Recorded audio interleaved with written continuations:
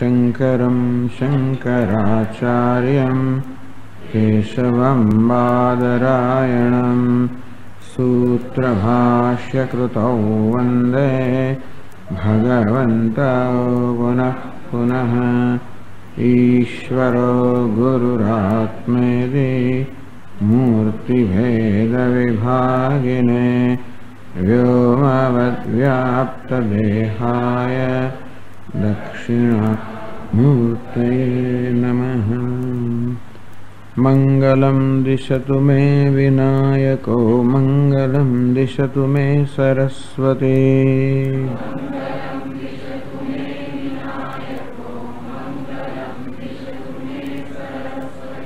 मंगलं दिशतु मे महेश्वरी मंगलं दिशतु मे सदाशिवः।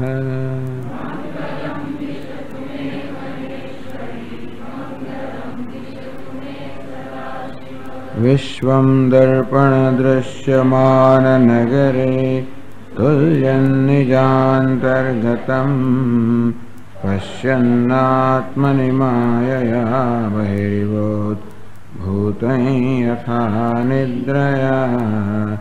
यः साक्षात् कुरुते प्रबोधसमये स्वात्मानमेवाद्वयम् तस्मै श्री गुरुमूर्तये नमः। इदं श्री दक्षिणामूर्तये। भूब्रह्मां सनलो परमहर नाथो हिमांशुः पुमान् इत्याभाति चराचरात्मकमिदं यस्यैव मूर्त्यष्टकम्। नान्यत्किञ्चन विद्यते विमृशताम् परस्माद्विभोः तस्मै श्रीगुरुमूर्तये नमः। इदं श्रीदक्षिणामूर्तये।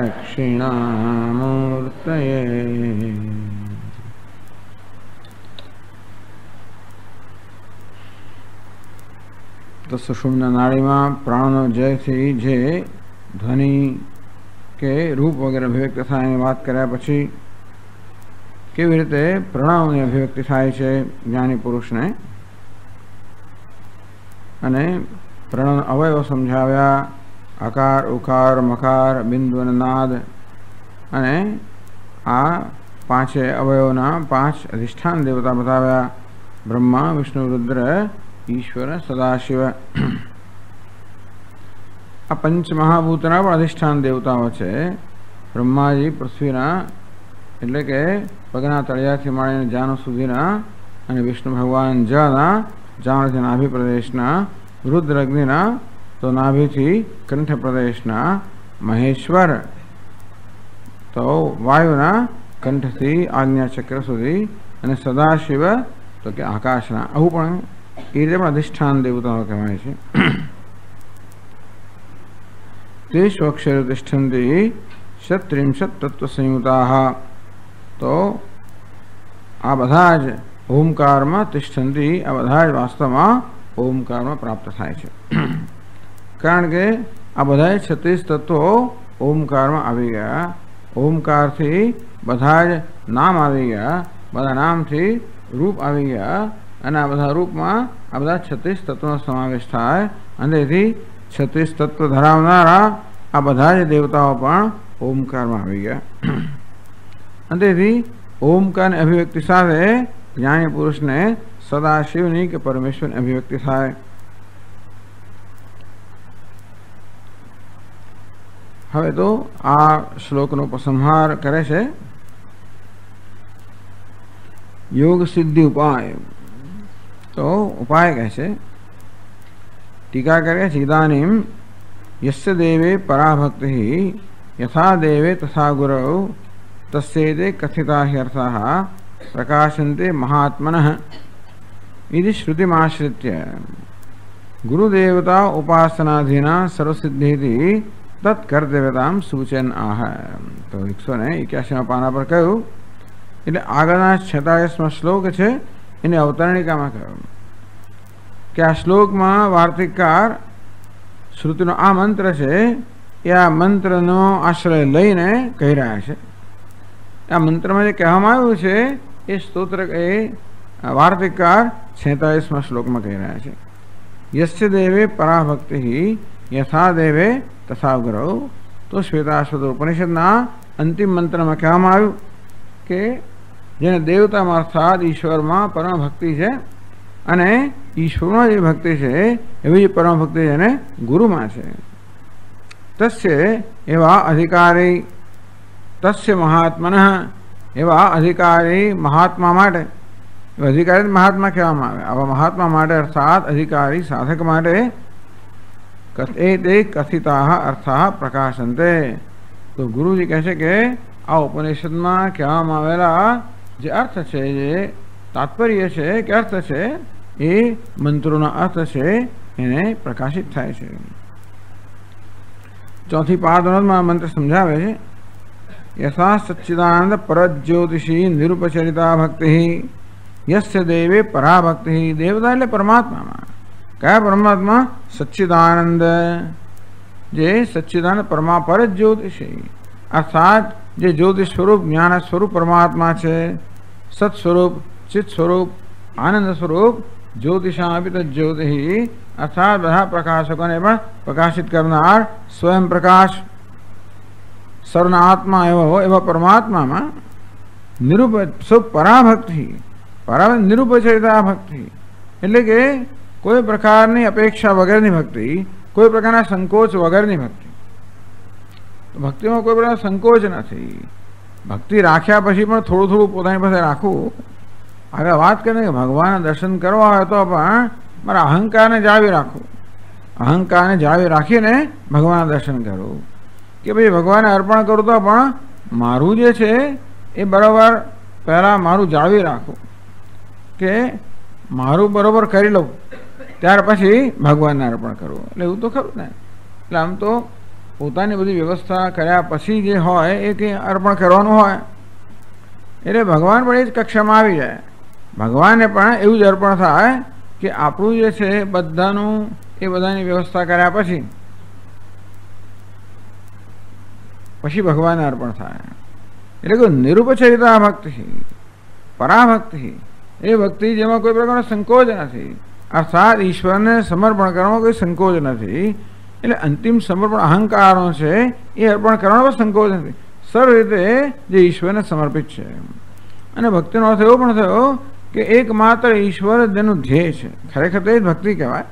તત્પરતા ઈશ્વર પરતા છે. અર્થાત એક જ માત્ર જેનું ધ્યેય છે આ સચ્ચિદાનંદ કે પરજ્યોતિષ સ્વરૂપ જે ઈશ્વર છે એની પ્રાપ્તિ સિવાય બીજું કોઈ ધ્યેય જ નથી. એ સિવાય બીજું જેને કોઈ જોઈતું જ નથી. એ પરમ ભક્તિ છે.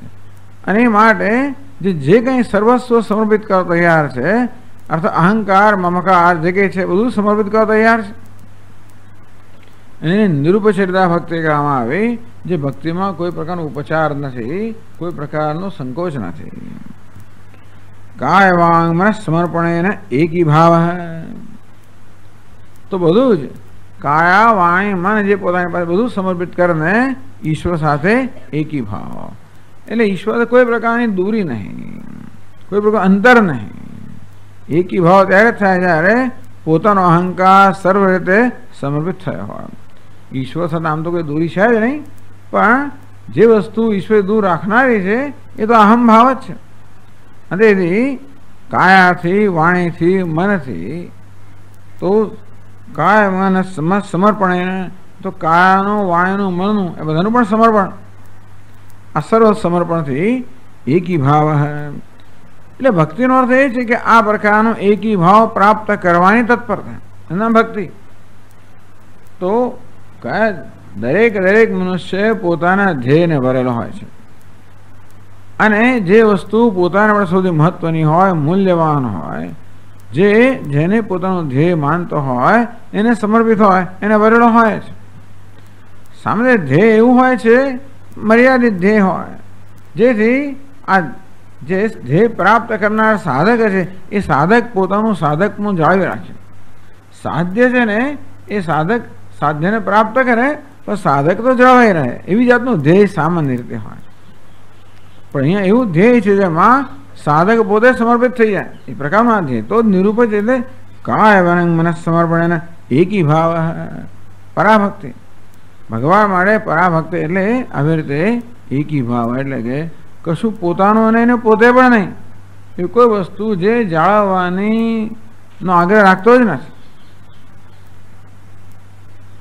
યથા દેવે તથા તથા બ્રહ્મ વિદ્યોપદેષ્ટરી દીક્ષા ગુરુ છે તે રીતે બ્રહ્મનો ઉપદેશ કરનાર જે શિક્ષા ગુરુ છે કે દીક્ષા ગુરુ છે.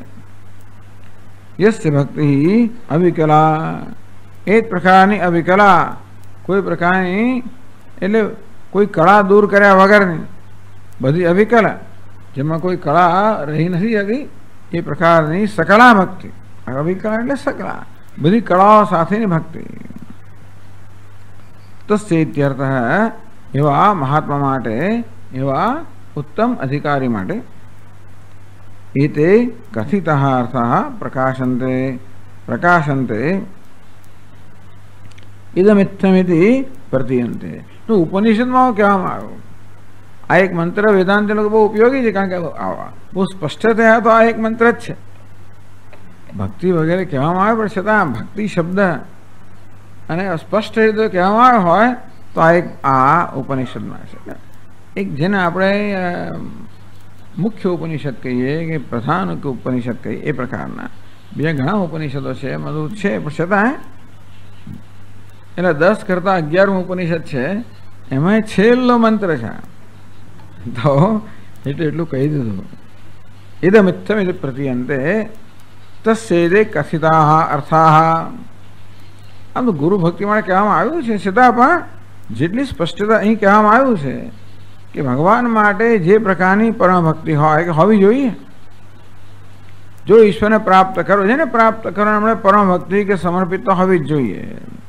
તો ઈશ્વરને પ્રાપ્ત કરવા માટે એ પ્રકારની સમર્પિતતા હોવી જ જોઈએ અને એ જ પ્રકારની ભક્તિ જ્યારે સદગુરુ માટે હોય તો ઇદમિત્થમ પ્રકાશન્તે તો કે આ ઉપનિષદમાં જે ઉપદેશ કરવામાં આવ્યો છે એ ઉપદેશ કે આ શાસ્ત્રના વાક્યો જે છે એ વાક્યો પોતાના અર્થને ઇદમિત્થમ આ પ્રકારે જે છે એ રીતે આ વાક્યો પોતાના અર્થને આવા અધિકારી શિષ્ય પ્રત્યે પોતાની જાતને પ્રગટ કરે છે એટલે એ રીતે શાસ્ત્ર કૃપા પ્રાપ્ત થાય છે. ઈશ્વર કૃપા ગુરુ કૃપા અને આ રીતે એના પરિણામે શાસ્ત્ર કૃપા. શાસ્ત્ર એટલે કૃપાનો અર્થ એ છે કે શાસ્ત્ર પોતાની રીતે પ્રગટ કરે શાસ્ત્ર જ પોતાના અર્થને પ્રગટ કરતું જાય એનું નામ છે કૃપા. આ રીતે કહેવામાં આવ્યું ટૂંકમાં ઈશ્વર અને ગુરુની કૃપાથી ઈશ્વર અને ગુરુની કૃપાથી વાસ્તવમાં પોતાનું ધ્યેય સિદ્ધ થાય છે એવું આ મંત્રમાં કહેવામાં આવ્યું. એની શ્રુતિમ આશ્રિત્ય આ શ્રુતિનો આશ્રય લઈને ગુરુદેવતા ઉપાસનાધીના સર્વસિદ્ધિ આ બધી સિદ્ધિઓ છે એ ગુરુ અને દેવતાની ઉપાસનાને અધીન છે. એટલે આ બધી ઉપાસના જે કરવામાં આવે એમાં ગુરુની ઉપાસના પણ આવી જાય ઈશ્વરની ઉપાસનાની વાત કરવામાં આવે પરંતુ ઈશ્વરની ઉપાસના સાથે સાથે ગુરુની ઉપાસનાનો પણ સમાવેશ થવો જોઈએ. એટલે ગુરુ અને ઈશ્વર બંનેની ઉપાસના ને કારણે બંનેનો અનુગ્રહ પ્રાપ્ત થાય. એટલે કહેવાનો ભાવ છે કે ગુરુ અને ઈશ્વરના અનુગ્રહથી બધી સિદ્ધિઓ પ્રાપ્ત થાય. પણ અનુગ્રહ ક્યારે પ્રાપ્ત થાય એ બંનેની ઉપાસના એટલે કે સેવા કરવામાં આવે ઉપાસના કરવામાં આવે એ બંનેને સમર્પિત થવામાં આવે. તત્કર્તવ્યતામ સૂચન તેથી એ કરવું જોઈએ. એટલે આ બધી સિદ્ધિઓની વાત કરવામાં આવે પણ સાથે સાથે આ વસ્તુ ન ચૂકવી જોઈએ એવું વાર્તિકાને લાગે છે. તેથી તત્કર્તવ્યતામ સૂચન કે ભાઈ ગુરુ અને દેવતાની ઉપાસના જે છે કે ગુરુ દેવતાની ભક્તિ કે આરાધના પણ કરવી જોઈએ તો જ વાસ્તવમાં બધી સિદ્ધિઓ પ્રાપ્ત થાય એવું સૂચવતા આ શ્લોક કહે છે. 46મા શ્લોકમાં આ પ્રકારનું સૂચન કરતા આ શ્લોક કહે છે ગુરુ પ્રસાદાલ લભતે યોગમષ્ટાંગ લક્ષણમ शिव प्रसादात् लभते योग सिद्धिं च शाश्वतीम्। अष्टांग लक्षणम योगम गुरु प्रसादात् लभते। तो गुरु ની કૃપાથી અષ્ટાંગજન લક્ષણ છે એવા જ યોગ એટલે કે અષ્ટાંગ યોગ કે 8 અંગ હોવા જેનું લક્ષણ છે એવો યોગ ગુરુની કૃપાથી પ્રાપ્ત થાય છે। શિવ પ્રસાદાત લભતે શાશ્વતીમ ચ યોગ સિદ્ધિમ। અને શાશ્વત યોગ સિદ્ધિ છે એ ભગવાન સદાશિવની કૃપાથી પ્રાપ્ત થાય છે। યોગ આત્મતત્વાવિર્ભાવ સમનસ્ક અમનસ્ક બે અવસ્થા કહેવામાં આવે ને આ અષ્ટાંગ યોગ લક્ષણ સિદ્ધિ છે સમનસ્ક સિદ્ધિ એટલે સવિકલ્પ કે સગુણ બ્રહ્મ આ સગુણ બ્રહ્મના સાક્ષાત્કાર રૂપી જે સિદ્ધિ છે એ ગુરુની કૃપાથી પ્રાપ્ત થાય છે અને એ સદાશિવ પ્રાપ્ત થાય। સગુણ બ્રહ્મ એમની કૃપાથી શાશ્વતીમ યોગ સિદ્ધિનો અર્થ કરવામાં આવ્યો આત્મતત્વ આવિર્ભાવ। તેથી આત્મતત્વનો આવિર્ભાવ થવા રૂપી યોગ સિદ્ધિ છે એ તો આત્મતત્વની કૃપાથી પ્રાપ્ત આત્મકૃપા એટલે ગુરુ કૃપાની વાત કરવામાં આવી, શાસ્ત્ર ઈશ્વર કૃપાની વાત કરવામાં આવી, ગુરુ કૃપાની વાત કરવામાં આવી, શાસ્ત્ર કૃપાની વાત કરવામાં આવી। આમાં શાશ્વત યોગ સિદ્ધિ એટલે આત્મતત્વનો આવિર્ભાવ થયો। ટૂંકમાં આત્મતત્વ પોતાની જાતે પ્રકટ કરે એટલે કે અંતિમ આત્મકૃપા પ્રાપ્ત થઈ। એટલે આ બધાની ટૂંકમાં જરૂર છે જીવનમાં। આ બધી જ કૃપાઓની બધી અનુકૂળતાની જરૂર છે। ઈશ્વરની કૃપાની આવશ્યકતા છે જ એને કારણે આપણને મનુષ્ય દેહ પ્રાપ્ત મનુષ્યત્વમ મુમુક્ષુત્વમ મહાપુરુષ સંશય। આ મનુષ્ય દેહ મુમુક્ષુપણું અને મહાપુરુષનો આશ્રય આપણને ઈશ્વરની કૃપાથી પ્રાપ્ત થાય અને પછી ગુરુની કૃપા પ્રાપ્ત કરવી જોઈએ। તદ્વિધિ પ્રણિપાતેન પરિપ્રશ્નને સેવયા। તો પ્રણિપાતથી સેવાથી પરિપ્રશ્નથી ગુરુજીને વશ કરવા જોઈએ। ગુરુ કૃપા ઉપદેક્ષંદિતે જ્ઞાનમ। આ ગુરુ કૃપાથી આપણને જ્ઞાનનો ઉપદેશ થાય એને કારણે તસ્યેતે કથિતાર્થા પ્રકાશંતે મહાત્મના। એક એમની કૃપાથી અને શાસ્ત્રની કૃપા થાય જેથી શાસ્ત્રના શબ્દો છે એ પોતાના અર્થને પ્રગટ કરે એને કારણે શાશ્વતીમ યોગ સિદ્ધિમ એના પરિણામે આત્મતત્વ જે છે એ પોતાના સ્વરૂપને પ્રગટ કરે। આ રીતે આ બધી સિદ્ધિઓની જરૂર છે એટલે બધું સાથે જ આ બધા અનુગ્રહ માટે એક સાથે જ પ્રયત્ન થવો જોઈએ। બધી આરાધના ઈશ્વરની, ગુરુની, શાસ્ત્રની અને આત્માની બધી આરાધના। આત્મકૃપા એટલે ટૂંકમાં અંતઃકરણ શુદ્ધિ કે આ જે સાધન ચતુષ્ટય સંપત્તિ જે છે એને આપણે આત્માની કૃપા કહીશું તો આત્મા અનુકૂળ બને। આત્મૈવ હ્યાત્મનો બંધુ આત્મૈવ રિપુ આત્મન। ભગવાને કહ્યું કે આત્મા જ પોતાનો બંધુ બને, આત્મા જ પોતાનો શત્રુ બને। બંધુરાત્માત્મનસ્તસ્ય યેનાત્મૈવાત્મના ચિતઃ અનાત્મનસ્તુ શત્રુત્વે વર્તેત આત્મૈવ શત્રુવત્વ। તો કે જેણે પોતાના અંતઃકરણને વશીકૃત કર્યું છે અથવા અંતઃકરણમાં રાગ દ્વેષ દૂર થયા છે એને માટે એ આત્મા એનો મિત્ર બને છે અને જેને અંતઃકરણ વશીકૃત નહીં કર્યું એના માટે એ આત્મા શત્રુની જેમ વર્તે છે। એટલે આપણું પોતાનું આત્મા શત્રુની જેમ વર્તતો હોય। ઇન્દ્રિયાણી પ્રમાથિની હરંતી પ્રસભમ મનઃ। આ ઇન્દ્રિયો જે અત્યંત બળવાન છે, વલોવી નાખનારી છે એ બળાત્કારે આપણા મનને જ્યારે વિષયોમાં ઘસડી જાય એનો આત્મકૃપા પ્રાપ્ત કરવાની જરૂર છે। એનામાં કર્મયોગ કહેવામાં આવ્યો। યોગ યુક્તો વિશુદ્ધાત્મા વિજિતાત્મા જીતેન્દ્રિય। વિશુદ્ધાત્મા બને, વિજિતાત્મા બને, જીતેન્દ્રિય બને। જ્ઞાનનામ ચેતાંસી દેવી ભગવતી હિ સા બલાદાકૃષ્ય મોહાય મહામાયા પ્રયત્ન। મહામાયા તૈયાર જ છે તો મહામાયા બળપૂર્વક આ વિદ્વાન કે સાધકોના મનને પણ ખેંચી જાય અને મોહની અંદર એને પટકાવે છે। આવું છે અને તેથી એ જ બાકી તો બીજું તો ભાઈ કરવાનું છે જ નહીં। ખરેખર તો આ જ વસ્તુ કરો એટલે ટૂંકમાં મહામાયા થઈ જાય છે એટલે કે જ્યાં સુધી આપણું મારા મહામાયાના પ્રભાવમાં એટલે રાગ દ્વેષના પ્રભાવમાં છે ત્યાં સુધી મહામાયા આપણા મનને ખેંચીને ગમે તે જગ્યાએ પટકે. અને તેથી મનને રાગ દ્વેષના પ્રભાવથી મુક્ત કરવો. મહાશનો મહાપાપમાં વિદ્યેન વૈરણમ. આ મહાશન છે, ખાવધરો છે, મહાપાપી છે. એટલે બધું ભગવાને ઘણું, ભગવાને પણ ઘણા બધા શબ્દોનો એવો એમની રીતે પ્રયોગ કરેલો છે. તયોર્ન વશમાં આગચ્છે તૌ હિસ્સે પરિપંથિનો. તેના વશમાં ના આવીશ, આ તારા શત્રુઓ છે વગેરે. તો આ રીતે એને કહ્યું તત્કર્તવ્યતામ સૂચન કે ગુરુ અને દેવતાની ઉપાસનાના અધીન આ સિદ્ધિ હોવાને કારણે ગુરુની ઉપાસના અને ઈશ્વરની ઉપાસના થવી જોઈએ એવું સૂચવ્યું. આમાં કહ્યું નથી, કહ્યું તો આવું જ કે ગુરુની કૃપાથી અષ્ટાંગ યોગ રૂપી સિદ્ધિ પ્રાપ્ત થાય અને સદાશિવની કૃપાથી પરમ સિદ્ધિ પ્રાપ્ત થાય. એટલે કૃપા પ્રાપ્ત કરવી જોઈએ, અર્થાત એમની ઉપાસના કરવી જોઈએ, એવી રીતે કહેવામાં આવ્યું.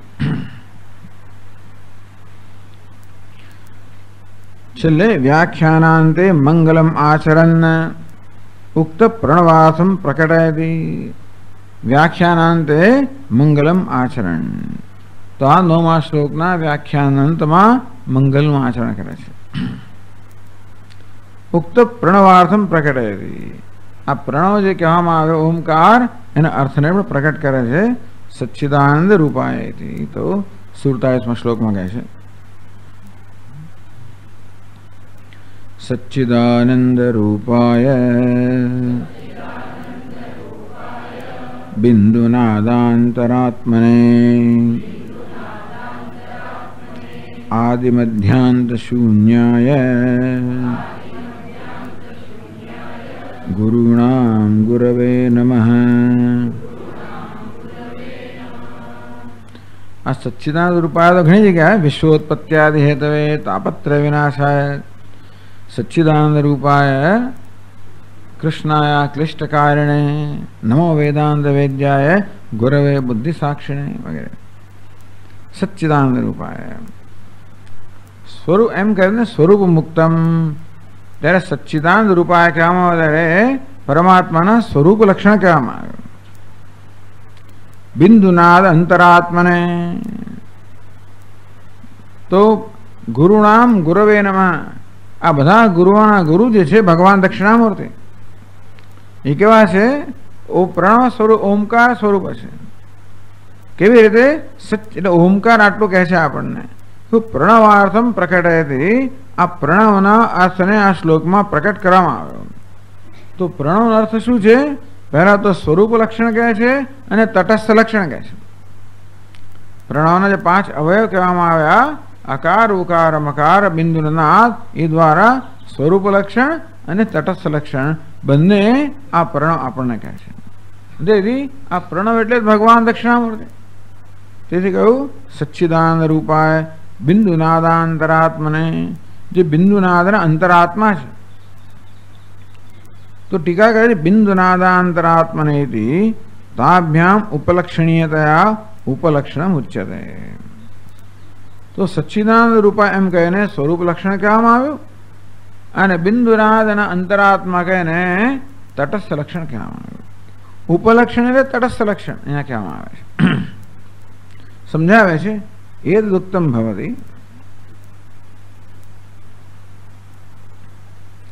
સચ્ચિદાનંદઃ અકાર ઉકાર મકારાત્મકઃ પ્રણવ બ્રહ્મ સ્વરૂપ નિત્ય કૂટસ્થમ છે.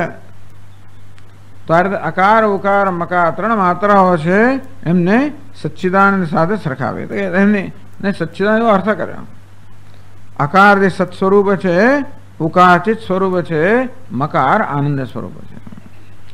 એટલે અકાર ઉકારમાં બધું જ આવી ગયું. ત્રયીમ તિસ્રો વૃત્તિ ત્રિભુવનમસો ત્રિનપી સુરાન વગેરે અકારાદ્યહી વર્ણહી ત્રિભી અભિદત્ત. તો આ 3 વર્ણથી આ પ્રકારે કહ્યું. 3 વેદ કહો, 3 જાગ્રત સ્વપ્ન સુષુપ્ત અવસ્થાઓ કહો, 3 લોક કહો, 3 દેવ કહો વગેરે.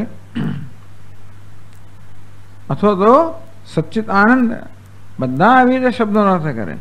ભૂર્ભુવ સ્વ, ભૂહુ ભુવ સ્વ 3 અર્થ પણ સચ્ચિત આનંદ કરે. તો અકાર ઉકાર મકારનો પણ એ પ્રકારનો અર્થ કર્યો. અકાર સત સ્વરૂપ, ઉકાર ચિત્ત સ્વરૂપ, મકાર આનંદ સ્વરૂપ. હવે એવું છે ને, મકાર લય બતાવે છે. તો પ્રપંચો બધા પ્રપંચનો દ્વૈતનો જ્યારે લય થઈ જાય, ઉપશમ થઈ જાય, જેમ કે સુષુપ્તિમાં, ત્યારે એ દ્વૈતના અભાવમાં આનંદ છે. એટલે મકાર આનંદ સ્વરૂપ બતાવે છે. સ્વપ્નમાં માત્ર જ્ઞાન જ હોય છે. સ્વપ્નમાં ખરેખર કોઈ વિષય હોતા નથી. વાસ્તવમાં એ મનની કલ્પના જ છે કે અધ્યારોપ જ છે. તેથી એટલા માટે સ્વપ્નના દ્રષ્ટાને તેજસ કહેવામાં આવે, જે માત્ર તેજનું જ દર્શન કરે છે. આ તેજસ સ્વરૂપ જે સ્વપ્ન છે એના દ્રષ્ટાને તેજસ કહેવામાં આવ્યો. અને તેથી સ્વપ્ન માત્ર જ્ઞાન જ છે, ચિત્ત સ્વરૂપ કે જ્ઞાન સ્વરૂપ. અને જાગ્રતમાં સત સ્વરૂપ. જાગ્રત, સ્વપ્ન, સુષુપ્તિ કે સચ્ચિત આનંદ, આ પ્રકારે અકાર ઉકાર મકાર, એમ પણ આકાર જે છે એને કહેવામાં આવ્યું ને કે એ તો બધા વર્ણનું વાસ્તવમાં ઉપાદાન કારણ છે. બધા વર્ણનું ઉપાદાન કારણ અકાર છે. કારણ કે અકારમાંથી જ છેવટે એને અકારના રૂપાંતર રૂપે જ બાકીના વર્ણો છે. ઉપાદાન કારણ એ જ કહેવાય જે કાર્યને સત્તા પ્રદાન કરતું હોય ને. જેમ કે માટી, બધા ઘડાનું ઉપાદાન કારણ હોય તો માટીને કારણે ઘડાઓ છે ને. તેથી અકાર જે છે એ ઉપાદાન કારણ હોવાથી સત સ્વરૂપ કહી શકાય. ઉકાર એ સ્વપ્નનું પ્રતિનિધિ હોવાથી ચિત્ત સ્વરૂપ કહી શકાય. મકાર લય થતો હોવાથી આનંદ સ્વરૂપ કહી શકાય. એ સચ્ચિદાનંદા અકાર ઉકાર મકારાત્મકા. તો અકાર ઉકાર મકારનો આત્મા સચ્ચિદાનંદ, અનો આત્મા સત, ઉનો આત્મા ચિત્ત અને મકારનો આત્મા આનંદ. પ્રણવ બ્રહ્મ સ્વરૂપ નિત્ય કૂટસ્થમ છે. એટલે એક પાદમાં પ્રણવ બ્રહ્મ સ્વરૂપ નિત્યમ કૂટસ્થમ છે એવું હોવું જોઈએ ખરેખર તો. પ્રણવ સચ્ચિદાનંદા અકાર ઉકારાત્મકા પ્રણવ એ બ્રહ્મ સ્વરૂપમ. આ પ્રણવ જે અકાર ઉકાર મકારાત્મક છે એ બ્રહ્મનું સ્વરૂપ છે. બ્રહ્મ સ્વરૂપમ તો બ્રહ્મજનું સ્વરૂપ છે. નિત્યમ કૂટસ્થમ છે. તો નિત્ય છે, કૂટસ્થ છે, નિર્વિકાર છે. આ પ્રકારે પ્રણવ એની પહેલી ત્રણ માત્રાઓ કે ત્રણ અવયવો અકાર ઉકાર મકારથી બ્રહ્મના સ્વરૂપ, એટલે બ્રહ્મના સ્વરૂપ નિર્દેશ કરે છે. કે બ્રહ્મનું સ્વરૂપ બતાવે છે કે બ્રહ્મનું તટસ્થ મૂળ સ્વરૂપ છે જે નિત્ય છે, કૂટસ્થ છે. બીજા બે બિંદુનાદ. બિંદુનાદ હતું રૂપ નામની. આ બિંદુના નાદ ને રૂપ અને નામ કહેવામાં આવ્યા. બિંદુ છે ને એ અવ્યક્ત છે, નાદ એ વ્યક્ત છે. એટલે બિંદુને નિર્ગુણ પરમાત્મા અને નાદને સગુણ પરમાત્મા કહેવામાં આવ્યું. કારણ કે વાસ્તવમાં નાદ એટલે મૂળભૂત નાદ, પ્રણવ, જેમાંથી સમગ્ર જગતની ઉત્પત્તિ થઈ. આ એવો નાદ છે જે સૃષ્ટિના પ્રારંભમાં છે અને જે સૃષ્ટિનું કારણ છે. એ નાદ વળી કોને અભિવ્યક્તિ છે? નિર્ગુણ કે નિર્વિશેષ પરમાત્માની. એટલે બિંદુથી નિર્ગુણ પરમાત્માની વાત કરવામાં આવી અને નાદથી એની જ જગત રૂપે અભિવ્યક્તિ કહેવામાં આવે. વ્યક્ત અને અવ્યક્ત કહો, કારણ અને કાર્ય કહો કે રૂપ અને નામ કહો. બિંદુનાદ હતું રૂપ નામની. બિંદુનાદ છે એ નામ અને રૂપનો નિર્દેશ કરનારા છે. આવિર્ભાવ તિરોભાવ ધર્મ કૌસ્તઃ. નામરૂપ કેવા છે? સૃષ્ટિ પણ થાય, સર્જન, પાલન અને લયને તો કે અધીન છે. અર્થાત આ નામરૂપ છે એનું સર્જન થાય અને છેવટે એમનો લય થાય, આવિર્ભાવ થાય, તિરોભાવ. આવિર્ભાવ થવો એટલે કે પ્રગટ થવું, તિરોભાવ થવો એટલે કે અદૃશ્ય થઈ જવું.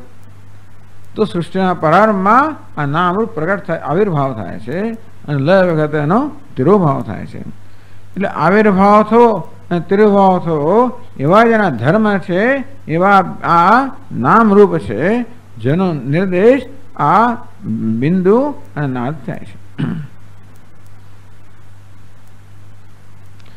તેથી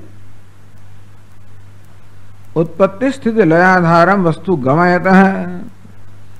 તો બિંદુનાદ શું કહી રહ્યા છે આપણને કે ભાઈ ઉત્પત્તિ સ્થિતિ લય, બિંદુ અને નાદ નામ અને રૂપ.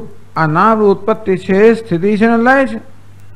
उत्पत्ति स्थिति लय द्वारा यतो वा इमानि भूतानि जायन्ते येन जातानि जीवन्ति यत् प्रयन्ति अभिसंविशन्ति। जेमांथी आ नाम रूपात्मक जगतनी उत्पत्ति છે, જેમાં એની સ્થિતિ છે અને જેમાં છેવટે લય છે। એટલે આ નામ રૂપ જગત છે એટલે ઉત્પત્તિ સ્થિતિ લયનો સ્વભાવ જ છે। એ ઉત્પત્તિ લીધી લય બતાવે, ઉત્પત્તિ લય બતાવે છે કે એનું કોઈ અધિષ્ઠાન હોવું જોઈએ, કે એ વિચારો ઉત્પન્ન થાય છે। આ ઘડો વગર ઉત્પન્ન થાય છે, માટે જેમાં જેને કારણે ઉત્પન્ન થાય છે, જેને કારણે સ્થિતિ છે, જેમાં લીન થાય છે એવા અધિષ્ઠાનનો નિર્દેશ કરે જ છે। उत्पत्ति स्थिति लय आधार वस्तु गमयत અને એ રીતે આ નામ રૂપ છે કે નાદ અને બિંદુ નાદ છે એ પણ લક્ષણ જ છે, એ પણ બ્રહ્મનું જ આપણને ખરેખર તો નિર્દેશ કરે છે। ગમયત બ્રહ્મને પ્રાપ્ત કરાવે છે, તો કેવી રીતે? તટસ્થ ઉપલક્ષણ, સીધે સીધું નહીં। જ્યારે અકાર ઉકાર મકારનો સચ્ચિદાનંદ થાય છે એ બ્રહ્મના સાક્ષાત લક્ષણ છે, એટલે કે બ્રહ્મનું સાક્ષાત જ્ઞાન આપનારા છે। જ્યારે આ બિંદુનો નાદ જે નામરૂપ નિર્દેશ કરે છે એ એમના દ્વારા આપણે કહે છે, જગત કહી રહ્યું છે આપણને કશું, આ જગતમાં સતત પરિવર્તન થાય છે એ જ કંઈ કહી રહ્યું છે। જો આપણામાં એ બધું જોવા માટેની સ્વસ્થતા હોય તો જે ચાલી રહ્યું છે એમાંથી કંઈ બોધ લેવા આપણે સ્વસ્થતા જોઈએ। ક્યારે બોધ લઈ શકાય? જે થઈ રહ્યું છે એની સાથે અંતર ઉત્પન્ન થાય તો। જે થયું છે આપણામાં કોઈનો કોઈ પ્રકારના પ્રત્યાઘાત ઉત્પન્ન ન કરે તો પછી એમાં કંઈ શીખીએ નહીં આપણે। કોઈ વસ્તુને સમજવા માટે અને માણવા માટે આપણે કેવા તટસ્થ હોવા જોઈએ, પ્રેક્ષક હોવા જોઈએ, સાક્ષી હોવા જોઈએ। જેમ કે સિનેમાને માણવા માટે પણ એને દૂર રહીને એની સાથે એક થઈ જાય નહીં, દૂર રહીને આપણે તેવી રીતે સાક્ષી હોય તેમ જગતને પણ આપણે સમજ। જગત બિચારો કંઈ કહી રહ્યું છે, કૃષ્ણ વંદે જગત ગુરુમ, તો કૃષ્ણ ભગવાન જગતના ગુરુ તો પણ જગતના રૂપમાં પણ ગુરુ છે પાછા।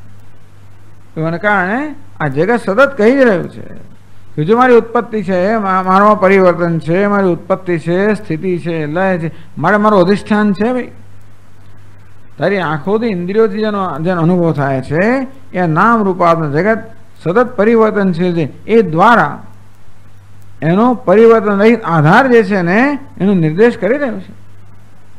જો આપણામાં એ જાણવા માટેની સ્વસ્થતા હોય તો આપણે ઉત્પત્તિ સ્થિતિમાં જોડાઈ જઈએ છીએ, ગંગાના પ્રવાહમાં આપણે જોડાઈ જઈએ તો ભાઈ તણાઈ એની સાથે, પણ કિનારે ઉભા રહીને આપણે નિરીક્ષણ કરીએ તો પછી કંઈક એમાં એનો આનંદ લઈ શકીએ। તેવી રીતે આ જગતનો પ્રવાહ નિરીક્ષણ કરીએ તો દરેક પરિવર્તન બતાવે છે કે પરિવર્તનનો આધાર કોઈ પરિવર્તન રહિત તત્વ હોવું જ જોઈએ।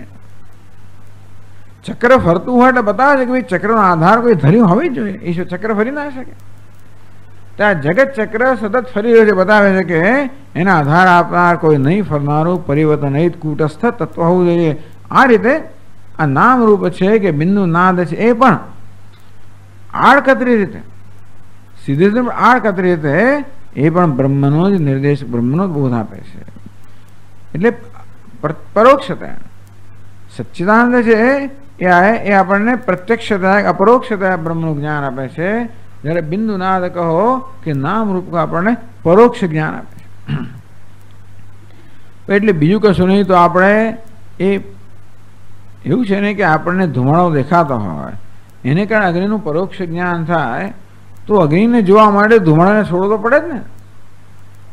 ધુમાડો આપણે અગ્નિ પર લઈ જાય, છેવટે અગ્નિ દર્શન ક્યારે કરીએ? ધુમાડાને છોડીએ ત્યારે। તેવી રીતે આ જગત પણ જે છે એને છોડીએ ત્યારે એનું અધિષ્ઠાન છે દર્શન। એ કને વિચારવું કહે છે કે ભાઈ મને છોડો, વૈરાગ્ય જન્મવા માટે છે આ જગત શેના માટે છે? વૈરાગ્ય જન્મવા માટે। એટલે દ્વે વિદ્યે વેદિતવ્ય, બંને વિદ્યાઓ જાણવી, જગતને પણ જાણવું જોઈએ। કેવી રીતે જાણવું જોઈએ? આ પરિવર્તનશીલ છે, ઉત્પત્તિ સ્થિતિ અને લય ને વશ છે, એટલા જ માટે પરાવિદ્યા નિર્દેશ કરે છે, એનું અધિષ્ઠાન જે છે એ છે બ્રહ્મ છે। અપરાવિદ્યા એ પરાવિદ્યાની પ્રાપ્તિનો તબક્કો બની જાય છે। उत्पत्ति स्थिति लय आधार वस्तु गमयत आ बिंदुनाद कहो के रूप नाम कहो ए उत्पत्ति से लयनो आधार जे छे એ કુટસ્થ પરમાત્મા છે એના ગમક બને છે, એના જ્ઞાપક બને છે. ઇતિ પ્રણવ બ્રહ્મ ઉપલક્ષણમ, પેલું પ્રણવ બ્રહ્મ સ્વરૂપ કુટસ્થમ, આ પ્રણવ બ્રહ્મ ઉપલક્ષણમ. તો પ્રણવ રૂપ જે બ્રહ્મ છે એનું આ તટસ્થ લક્ષણ છે અને પેલું કુટસ્થ લક્ષણ કહ્યું. હવે એને સ્વરૂપ લક્ષણ કુટસ્થ લક્ષણ અને તટસ્થ લક્ષણ, નિત્ય કુટસ્થમ છે અને આ તટસ્થમ. એટલે સચ્ચિદાનંદ રૂપાય બિંદુ નાદાંતરાત્મને. હવે કોઈને એમ થાય નામ રૂપાત્મક નાદ બિંદુ અધિષ્ઠાનસ્ય આશ્રયાંતર શંકામ અપાકુરુન્ના. ચાલો ભાઈ, નામ રૂપાત્મક જગતનું અધિષ્ઠાન તો આ પરમાત્મા ખરા, એમનું અધિષ્ઠાન કોણ? તો અધિષ્ઠાનસ્ય આશ્રયાંતરે, કે ભાઈ આ ઘડાઓનું અધિષ્ઠાન તો માટી ખરી, એનો આશ્રય, એનું અધિષ્ઠાન કે પૃથ્વી, એનું એમ દરેક અધિષ્ઠાનનું પછી કોઈ અધિષ્ઠાન હોય છે ને, દરેક આશ્રય કોઈ આશ્રય હોય છે. તેવી રીતે પરમાત્મા જો આ જગતનો આશ્રય હોય તો એનો કોઈ આશ્રય ખરો કે નહીં? આશ્રયાંતર શંકામ, કે અત્યાર સુધી થતું આવ્યું છે કે દરેક વસ્તુ આપણે જોઈએ કશા પર આશ્રિત છે, એની પર એટલે બીજા પર આશ્રિત છે.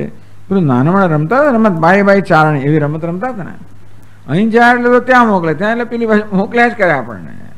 તેવી રીતે આપણે ઘડા પાસે તો કે ભાઈ માટી તરફ મોકલે, માટી પાસે જઈએ એટલે ભાઈ અણુ તરફ મોકલે, પરમાણુ, એમ કરતાં કરતાં મોકલ્યા જ કરે. એમ કરતાં કરતાં આપણે છેવટે પરમ બ્રહ્મને પ્રાપ્ત કરી. એ કશે મોકલવાનું ખરું કે નહીં? તો કે નહીં. આશ્રયાંતર શંકામ અપાકુર્વન્ના, એનો કોઈ આશ્રય નથી. જે સર્વનો આશ્રય છે એ નિરાશ્રય છે. એટલે આદિ મધ્યાંત શૂન્યાય, ભગવાન કેવા છે? આદિ મધ્ય અંત શૂન્યાય. આદિ નથી, મધ્ય નથી, અંત નથી. આદિ ના હોય તો મધ્ય ક્યાંથી હોય, અંત ક્યાંથી હોય? છતાં કહી દીધું જગતનો આદિ મધ્ય અંત છે. તેથી એની સાથે એની તુલનામાં તો એના વિરોધમાં કહેવામાં આવ્યું કે ભાઈ આ એના, અથવા તો હા એના સંદર્ભમાં કહેવામાં આવ્યું કે આદિ મધ્ય અંત શૂન્ય છે. એવા દક્ષિણામૂર્તિને કે ગુરુણામ દક્ષિણામૂર્તિ એના મને ગુરુણામ ગુરવે નમઃ. કોષ એમ વિદયતિ, આજે છે તો પ્રણવજનું તટસ્થ અને કુટસ્થ બંને લક્ષણ જણાવે છે. આજે બધાનું અધિષ્ઠાન છે, સ્વયં નિરાશ્રય છે, આદિ મધ્યંતથી રહિત છે, કુટસ્થ છે. એ કોણ છે? ગુરુણામ ગુરવે નમઃ, દક્ષિણામૂર્તે નમઃ. ગુરુના પણ ગુરુ સદાશિવ સમારંભામ શંકરાચાર્ય મધ્યમામ, કારણ કે જે પરંપરાનો પ્રારંભ સદાશિવથી થયો. કહ્યું ને સપૂર્વેશામ ગુરુ કાલેન અનવચ્છેદાદ. આ ગુરુનામ ગુરુ કહ્યું, પૂર્વેશામ ગુરુ. આ પરમાત્મા કયો છે? પૂર્વ ગુરુઓનો પણ ગુરુ છે. ગુરુઓના ગુરુ ચાલે ને આપણે તો. કેટલી બધી પરંપરા છે ને. નારાયણમ પદ્મભવમ વસિષ્ઠમ શક્તિમ પરાશરમ વ્યાસમ શુકમ, આખી ચાલે પરંપરા ચાલે. તો આ બધા ગુરુઓ છે. ગુરુનામ ગુરુ યો બ્રહ્માણમ વિદધાતિ પૂર્વમ. તેથી બ્રહ્માજીના બધા આદિ ગુરુ છે, જેના કોઈ ગુરુ નથી. એટલે આ બધી પરંપરાનો અંત છેવટે ક્યાંક આવવો જોઈએ. તો બધાનો આશ્રય એવો હોવો જોઈએ જેને સ્વયં આશ્રયની જરૂર ન હોવી જોઈએ. બધાના ગુરુ એવા હોવા જોઈએ જેને સ્વયં ગુરુની જરૂર ન હોવી જોઈએ. નહીં તો પછી તો એનો અંત જ ના આવે ને. હજી આપણો બોધ આપનાર કોઈ ગુરુ મળ્યો નથી એવું થાય. પરંતુ બધાના ગુરુ કેવા હોય છે? જે બધાના ગુરુ છે અને જે ગુરુની જરૂરિયાત વગરના છે, જે બધાના આશ્રય છે, સ્વયં આશ્રયની જરૂરિયાત વગરના છે વગેરે. દક્ષિણામૂર્તે નમઃ. તેથી આ ભગવાન દક્ષિણ નમસ્કાર કર્યો જેમના પ્રસાદથી બધી સિદ્ધિઓ પ્રાપ્ત થાય. બહવો દક્ષિણામૂર્તિ પ્રસાદાદેવ જંતવ. બહવો જંતવ, ઘણા જંતુઓ એટલે જીવો. દક્ષિણામૂર્તિ પ્રસાદાદેવ, ભગવાન દક્ષિણામૂર્તિની કૃપા માત્રથી અનાયાસેન સંસારાદ વિમુક્તા પરમર્ષ. કોઈ પ્રકારના આયાસ વગર સંસારથી મુક્ત થઈ ગયા છે. એટલે આ બધો આયાસ છેવટે કહ્યું, આ બધો અષ્ટાંગ આયાસ ખરો, પણ એ બધા એ વગર મુક્ત થવું હોય તો ભગવાન દક્ષિણામૂર્તિની કૃપા પ્રાપ્ત કરવી જોઈએ. કારણ કે અનાયાસ કોઈ પ્રકારના આયાસ વગર અનેક બધા જીવો ભગવાન દક્ષિણામૂર્તિની કૃપાથી આ સંસારથી મુક્ત થયા છે. તેથી દક્ષિણામૂર્તિ નમઃ એ ગુરુઓના પણ ગુરુ ભગવાન દક્ષિણામૂર્તિ નમસ્કાર. નવમો શ્લોક વ્યાખ્યાન ઉપસંહરતે. નવમા શ્લોકનું વ્યાખ્યાન છે એનો ઉપસંહાર કરે છે. ઇતિ 48મા શ્લોકમાં કહે છે ઇતિ શ્રી દક્ષિણામૂર્તિ સ્તોત્રાર્થ પ્રતિપાદકે પ્રબંધે માનસોલ્લાસે નવમોલ્લાસ સંગ્રહ. આ પ્રકારે દક્ષિણામૂર્તિ સ્તોત્રાર્થ પ્રતિપાદક શ્રી દક્ષિણામૂર્તિ સ્તોત્રના અર્થનું પ્રતિપાદન કરનાર આ પ્રબંધ એટલે આજે રચના છે માનસોલ્લાસ છે. માનસોલ્લાસની આજે રચના નામની આ રચના જે દક્ષિણામૂર્તિ સ્તોત્રના અર્થનું પ્રતિપાદન કરનાર છે એમાં નવમોલ્લાસ એમાં નવમો જે ઉલ્લાસ છે એનો સંગ્રહ કરવામાં આવ્યો, સંક્ષેપમાં કહેવામાં આવ્યો. નવમ ઉલ્લાસ છે એ સંક્ષેપમાં કહેવામાં આવ્યો. ઇતિ શ્રી માનસોલ્લાસે વૃત્તાંતે નવમોલ્લાસે. માનસોલ્લાસમાં વૃત્તાંતમાં નવમોલ્લાસ પૂરો થયો. પણ નવમો શ્લોક પૂરો થયો. હવે અથ દશમ ઉલ્લાસ. હવે દશમો ઉલ્લાસ શરૂ થાય છે. તો દસમો જે શ્લોક છે આ 10મા શ્લોકની અવતરણિકામાં તત્વ સુધાકાર કહે છે ઇદાનીમ એત સ્તોત્ર પાઠાદૌ પ્રવૃત્તાનામ પુરુષ ધૌરેયાણામ અવશ્યમ ભાવે ફલમ કીર્તયન સ્તોત્રમ ઉપસંહરતે. 10મા શ્લોકમાં સ્તોત્રકાર શું કરે છે? ઇદાનીમ એત સ્તોત્ર પાઠાદૌ પ્રવૃત્તાનામ. આ સ્તોત્રના પાઠ વગેરેમાં જે પ્રવૃત્ત થયેલા છે પુરુષ ધૌરેયાણામ. તો પુરુષ જેમાં જે ધીરતા ધરાવે છે વિવેકી પુરુષો. કારણ કે અવિવેકી પુરુષો આ સ્તોત્રના પાઠ વગેરે દ્વારા જાત જાતના ફળની ઈચ્છા કરે. તો વિવેકી પુરુષો આ સ્તોત્રના પાઠ દ્વારા માત્ર મોક્ષની જ ઈચ્છા કરે કે પરમાત્માની પ્રાપ્તિની ઈચ્છા. એનું નામ જ પરમ ભક્તિ કહેવામાં આવે. યસ્ય દેવ પરાભક્તિ. તો દેવતામાં પરાભક્તિ છે. અર્થ એ થયો કે દેવતા સિવાય કે પરમાત્મા સિવાય બીજું કંઈ એને જોઈતું નથી. એને પુરુષ થયો એટલે કે આ વિવેકી પુરુષો. તેથી ધીરો હિ ધ્યેયો હિ પ્રેયસો ધ્યેય હોય શ્રેય અભિપ્રેયસો વૃણીતે પ્રેયો મંદો યોગક્ષેમા વૃણીતે. આ ધીર કે વિવેકી પુરુષ છે એ પ્રેયને ત્યાગીને શ્રેય પસંદ કરે છે. જ્યારે અવિવેકી મનુષ્યો આ પ્રેયના આકર્ષણ એમની પોતાના યોગ અને ક્ષેમની એટલી બધી ચિંતા હોય છે કે પ્રેયને પસંદ કરે. એટલે કે પુરુષ ધૌરેયાણામ અવશ્યમ ભાવે ફલમ. તો આ સ્તોત્રનો પાઠ વગેરે કરવાથી જરૂર જે ફળ મળવાનું છે સ્તોત્રકારને આટલો વિશ્વાસ છે. અવશ્યમ ભાવે ફલમ તો કહે છે આ સ્તોત્રનું શ્રવણ કરવાથી મનન કરવાથી ધ્યાન કરવાથી અને સંકીર્તન કરવાથી જરૂર આ ફળ મળવાનું છે. અવશ્યમ ભાવે ફલમ. જે ફળ અવશ્ય મળવાનું છે એ ફળનું કીર્તન.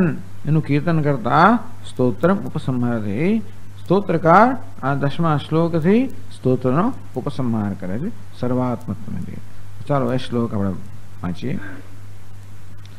સર્વાત્મત્વમિતિ સ્ફુટીકૃતમિદં યસ્માદમુષ્મિં સ્તવે તેનાસ્ય શ્રવણાत् તદર્થમનનાદ ધ્યાનાચ્ચ સંકીર્તનાદ. સર્વાત્મત્વમહાવિભૂતિ સહિતં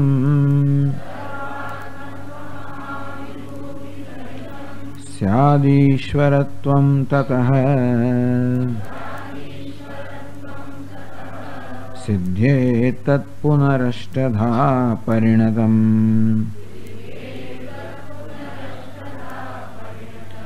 ચૈશ્વર્યમવ્યાહતમ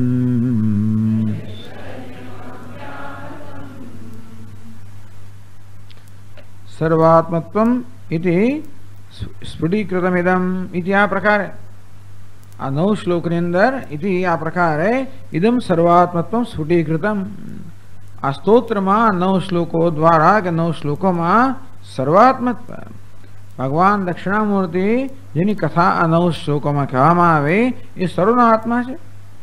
યસ સાક્ષાત કુરુતે પ્રબોધ સમયે સ્વાત્માનમેવાદ્વયમ. તો જ્યારે આ ભગવાન દક્ષિણામૂર્તિ અવિદ્યાની નિદ્રામાં જાગૃત થાય છે ત્યારે એને જ્ઞાન થાય છે કે હું એક અદ્વિતીય આત્મા છું, સર્વનો આત્મા છું. બ્રહ્મવા ઇદમગ્રાસીદ तदात्मानमेवावेद अहम ब्रह्मास्मीति तस्मात् तत्सर्वम अभवत. ये दक्षिणामूर्ति जब ઊંઘતા હતા અવિદ્યા નિદ્રામાં ત્યારે બ્રહ્મ જ હતા. બ્રહ્મવા ઇદમગ્ર આસીત. ઇદમ અર્થાત જે અધિકારી શિષ્ય છે એને જ્ઞાન થયું પહેલા પણ બ્રહ્મ જ હતો. તદાત્માનમેવાવેદ. બહુ જન્મના જે પુણ્યકર્મ કરેલા એના પરિપાક રૂપે એને સદગુરુનો ભેટો થયો. મનુષ્યત્વમ મોક્ષત્વમ મહાપુરુષ સંશ્રય. અને ગુરુજી અત્યંત કૃપા કરીને ઉપદેશ કર્યો નાસિત્વમ સંસારી. તું સંસારી નથી, તત્વમસી, તું બ્રહ્મ છે. તો આત્મા એવા વેદ ગુરુની કૃપાથી એણે પોતાના આત્માનું સ્વરૂપ જાણ્યું. કેવી રીતે? અહમ બ્રહ્માસ્મિ, હું બ્રહ્મ છું. એ રીતે તસ્માત તત્સર્વમ અભવત. એ જ્ઞાનના પરિણામે એ સર્વ બની ગયા. એ દક્ષિણામૂર્તિ સર્વ બની ગયા. યત સાક્ષાત તત્વમસી દેવેદ વચસા યો બોધયત્યાશ્રિતાન. તત્વમસી એ પ્રકારના વેદ વચનથી જે પોતાના આશ્રિત થયેલા શિષ્યોને બોધ કરે છે. એ બોધ પ્રાપ્ત કરવાના પરિણામે એમને જ્ઞાન થયું હું બ્રહ્મ છું. એ જ્ઞાનના પરિણામે તત્સર્વમ અભવત. એ સર્વ બની ગયા. સર્વ બની થઈ ગયા. જે સર્વ હતા જ એ સર્વ છું એ પ્રકારનું જ્ઞાન જેમને પ્રાપ્ત થયું. તેથી સર્વાત્મત્વ. એટલે આ સ્તોત્રનો વિષય દક્ષિણામૂર્તિ ભગવાન છે. દક્ષિણામૂર્તિ કહેવાય છે સર્વના આત્મા છે, એક અદ્વિતીય છે. સર્વનો આત્મા એટલે સર્વ છે, એક અદ્વિતીય. એમ જયારે આપણે કહીએ કે ભાઈ માટી બધા ઘડાનો આત્મા છે, એનો કે માટી જ છે. ઘડા નામની કોઈ અન્ય વસ્તુ માટી કરતા નથી. તેથી ગણતરી એકની જ થાય જે એક અદ્વિતીય છે. સ્ફુટીકૃતમ ઇદમ ઇદમ સર્વાત્મત્વમ સ્ફુટીકૃતમ. યસ્માત અમુષ્મિમ સ્તવે.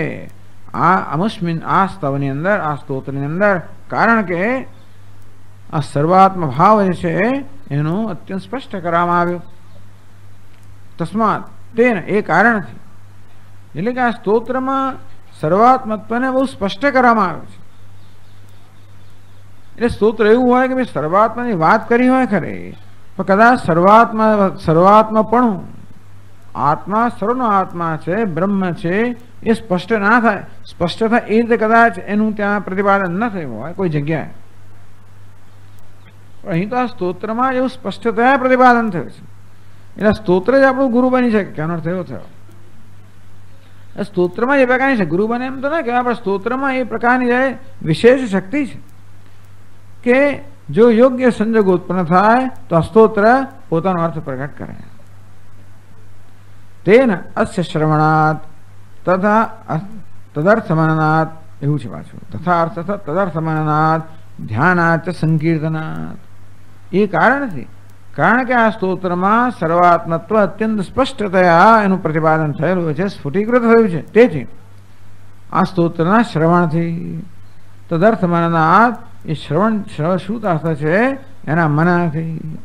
ધ્યાનાત છે એના નિધિધ્યાસનથી. સંકીર્તનાત અને એનું સંકીર્તન કરવાથી. અવશ્યમ ભાવે ફલમ. સર્વાત્મત્વ મહાવિભૂતિ સહિતમ સ્યાદ ઈશ્વરત્વમ તતઃ કે સ્વતઃ. ઈશ્વરત્વમ સ્વતઃ સ્યાદ. આને કારણે આ જે સાધક છે એનું ઈશ્વરપણું સ્વયં થાય છે. તતઃ સ્યાદ કે સ્વતઃ સ્યાદ. સ્વયં એનું ઈશ્વરપણું પ્રગટ થાય છે.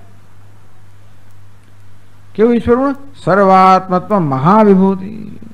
મહાવિભૂતિ કઈ છે? સર્વાત્મપણું જ મહાવિભૂતિ છે. તો સર્વાત્મા સર્વના આત્મા બની જવું. હું સર્વનો આત્મા છું એ પ્રકારનું જ્ઞાન થયું. એ જ્ઞાન જ મહાવિભૂતિ છે.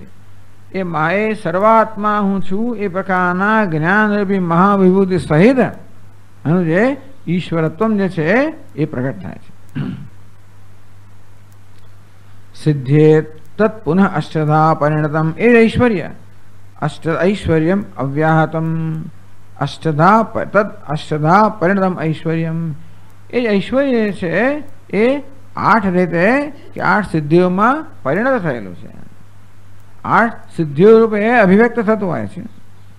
એ પણ સિદ્ધેત તદપી સિદ્ધેત એ પ્રકારનું ઐશ્વર્ય એટલે વ્યાવહારિક ઐશ્વર્ય છે. એક પારમાર્થિક ઐશ્વર્ય છે, બીજું વ્યાવહારિક ઐશ્વર્ય છે. પારમાર્થિક ઐશ્વર્ય કયું? સર્વાત્મત્વ. તો સર્વાત્મત્વ મહાવિભૂતિ, એક મહાવિભૂતિ અને બીજી વિભૂતિ. તો સર્વાત્મત્વ રૂપી મહાવિભૂતિ પારમાર્થિક ઐશ્વર્ય છે. એ આ સ્તોત્રના શ્રવણ, મનન, નિધિધ્યાસન અને સંકીર્તનથી પ્રાપ્ત થાય છે. અને સાથે સાથે બીજી વિભૂતિઓ પણ આવે જ છે. અષ્ટસિદ્ધિ આંગણીઓ ઊભી. હા, મુક્તિ જ્યારે આવે ત્યારે પછી અષ્ટસિદ્ધિ પણ આંગણા પર ઊભી છે. કહે છે કે અષ્ટધા પરિણતમ ઐશ્વર્યમ. તો 8 રીતે પરિણામેલું ઐશ્વર્ય છે એ અવ્યાહતમ કોઈ પ્રકારના અવરોધ વગર પ્રાપ્ત. ટૂંકમાં એ ઐશ્વર્યની પ્રાપ્તિમાં કોઈ અવરોધ ના લાવી શકે.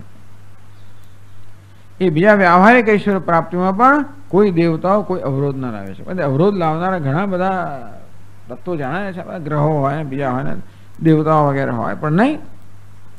કારણ કે દેવતાનો પણ આત્મા બન્યો હોવાના કારણે દેવતાઓ પણ નિયંત્રણ ન કરી શકે. અને કોઈ પ્રકારના અવરોધ વગર એ પેલું અષ્ટ સિદ્ધિરૂપી ઐશ્વર્ય પણ પ્રાપ્ત કરે છે.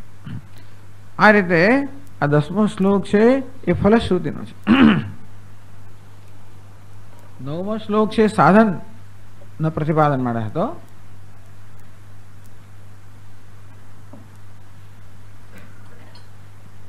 અને 10મો શ્લોક છે એના ફળનું પ્રતિપાદન કરે છે. 8 શ્લોકમાં તો વસ્તુનું સ્વરૂપ કહેવામાં આવ્યું. 9મા શ્લોકમાં સાધન કહેવામાં આવ્યું. 10મા શ્લોકમાં એનું ફળ કહે છે. તો 183મા પાન પર તત્વ સુધાકાર કહે છે આપણને. ખાસ એમાં કહેવાનું બહુ છે ને. ઇતિ ઉક્ત પ્રકારેણ અમુષ્મિન સ્તવે અસ્મિન સ્તોત્રે ઇદમ સર્વાત્મત્વમ સ્ફુટીકૃતમ. ઇતિ ઉક્ત પ્રકારેણ આગળના 9 શ્લોકમાં કહ્યું એ પ્રકારે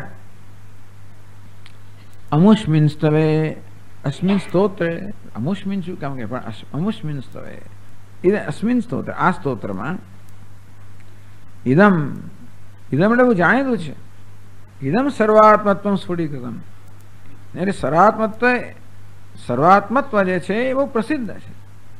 શ્રુતિષુ શ્રૂયમાણમ ઇદમ સર્વમ યદયમાત્મા ઇત્યાદિષુ શ્રૂયમાણમ બૃહદારણ્યક ઉપનિષદ. ઇદમ સર્વમ યદયમાત્મા. આ સર્વ છે એ વાસ્તવમાં આત્મા જે છે એમ કરીને આત્માનું સર્વાત્મપણું સિદ્ધ કરવામાં આવ્યું. ત્યાં કહેવામાં આવ્યું, પ્રતિપાદિત કરવામાં આવ્યું. એ પણ કહ્યું ને આત્મા યત સાક્ષાત અપરોક્ષાત બ્રહ્મ આત્મા સર્વાંતર તન્મે વાચક્ષ્વેતિ. યત સાક્ષાત અપરોક્ષાત બ્રહ્મ. જે સાક્ષાત એટલે આત્મ સ્વરૂપ, અપરોક્ષ સ્વયં પ્રકાશ બ્રહ્મ છે. એ આત્મા સર્વાંતર, જે આત્મા સર્વાંતર સર્વનો આત્મા છે. એ રીતે અનેક સ્થળોએ ઉપનિષદની અંદર આત્માનું સર્વાત્માપણું, બ્રહ્મપણું. સર્વાત્મા બ્રહ્મ અને આત્મા બ્રહ્મ છે એટલે સર્વનો આત્મા છે. એ પ્રકારે તો આ અને આવા શ્રુતિના વાક્યોમાં શ્રૂયમાણમ શ્રુત્યા પ્રતિપાદિતમ. શ્રુતિ જેનું પ્રતિપાદન કરે છે એવું સર્વાત્મત્વ. પ્રત્યેગાત્મા સ્વરૂપમ. આપણો પ્રત્યેગાત્મા છે, આપણો અંતરાત્મા છે, એનું સ્વરૂપ કયું છે? સર્વનો આત્મા છે. એ પ્રકારનું જે સ્વરૂપ છે સ્ફુટીકૃતમ. શાસ્ત્રમાં જેનું પ્રતિપાદન કરવામાં આવ્યું છે એ જ સર્વનો આત્મા પણ અહીંયા બહુ સ્પષ્ટ કરવામાં આવ્યું. સ્ફુટમ આવેદિતમ. બહુ સ્પષ્ટ રીતે એને શીખવવામાં આવ્યું. એનો બોધ આપવામાં આવ્યો, એનું પ્રતિપાદન કરવામાં આવ્યું. યસ્માત તો યસ્માદ અમુસ્મી, યસ્માદ કારણ કે આ કરવામાં આવ્યું છે આ સ્તોત્રમાં એટલા માટે. એટલે અવશ્યમ ભાવી ફલમ. સ્તોત્રમાં આ રીતે સ્તોત્રનો આ વિષય જે સર્વાત્મત્વ એટલું જ નહીં, પરંતુ આ સ્તોત્ર એવું મહાન છે કે આ સર્વાત્મત્વને બહુ સ્પષ્ટ કરવામાં આવ્યું. બહુ સ્પષ્ટ રીતે એનું પ્રતિપાદિત કરવામાં આવ્યું, સ્પષ્ટ રીતે એને જણાવવામાં આવ્યું. તેથી તેના કારણે તે કારણથી અસ્ય શ્રવણાત, અસ્ય સ્તોત્રસ્ય શ્રવણાત, આ સ્તોત્રના શ્રવણથી એટલે કે ગુરુતઃ વિધિવત શ્રવણાત, એમ નહીં, ગુરુ પાસેથી વિધિવત શ્રવણ કરવું જોઈએ. વિધિવત શ્રવણ કરવું એટલે પહેલા ગુરુ પાસે વિધિવત ગુરુનો આશ્રય લેવો જોઈએ. વિધિવત શ્રવણ કરવું જોઈએ એટલે કે ગુરુ પાસેથી આ પ્રકારે સેવા કરીને, ગુરુને પ્રસન્ન કરીને વગેરે એ પ્રકારનું વાતાવરણ ઉત્પન્ન થાય ત્યારે શ્રવણ કરવું જોઈએ. અને ગુરુ પણ શાસ્ત્રની મદદથી પ્રતિપાદન કરતા એ પ્રકારે. તદર્થ મનનાથ, શ્રુતસ્ય અર્થસ્ય મનનાથ, ગુરુજી પાસેથી જે શ્રવણ કર્યું એ જ જે તત્વ છે એનું મનન થઈ. યુક્તિભિ અનુચિંતનાથ, એ તત્વનું યુક્તિ વડે એનું અનુસંધાન કરવું, અનુચિંતન કરવું, એ મનમાં કોઈ પ્રકારના સંશયો ના રહે, એ તત્વ સ્પષ્ટ થાય. એટલે શાસ્ત્રના શ્રવણ દરમિયાન આપણે જે સમજ પ્રાપ્ત કરી છે એ સમજ પણ અમુક પ્રકારના અમુક સંદર્ભમાં હોય છે. આ દ્રષ્ટાંતો સાથે એ વગેરે સમજ પ્રાપ્ત કરી, એ સમજને પછી આપણા સમગ્ર જીવનમાં એને વ્યાપ્ત કરવી જોઈએ. એ સમજને દરેક સંજોગોમાં એ યુક્તિપૂર્વક દરેક સંજોગોમાં એ સમજ શું છે એ સ્પષ્ટ થવું જોઈએ. નહીં તો પછી સાંભળ્યું તો ખરો ભાઈ 24 પંચ 120 તો ખરું, ભાઈ 24 વસ્તુ આવે 5 વાર એટલે 120 ગુણવાને સમજ ના પડે. તેથી વાસ્તવમાં સત્ય કેવું છે, સમગ્ર જીવનને વ્યાપ્ત કરતો હોવાના કારણે આ સત્ય મારા જીવનમાં શું અર્થ છે એ યુક્તિપૂર્વક એનું સ્પષ્ટ સમજ હોવી જોઈએ. એટલે સંશય દૂર થવા જોઈએ, પણ જોડે જોડે આ શ્રવણ જે છે એ મારા સમગ્ર માનસમાં વ્યાપ્ત થઈ જવું જોઈએ.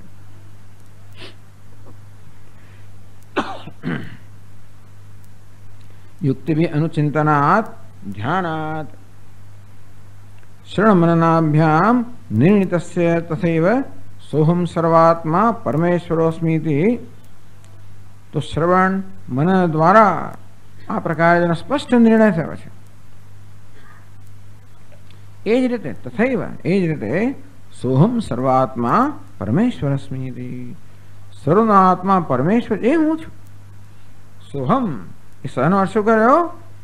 સર્વાત્મા પરમેશ્વર, અહમસ્મીતિ સર્વનો આત્મા જે પરમેશ્વર છે તે આત્મા હું છું.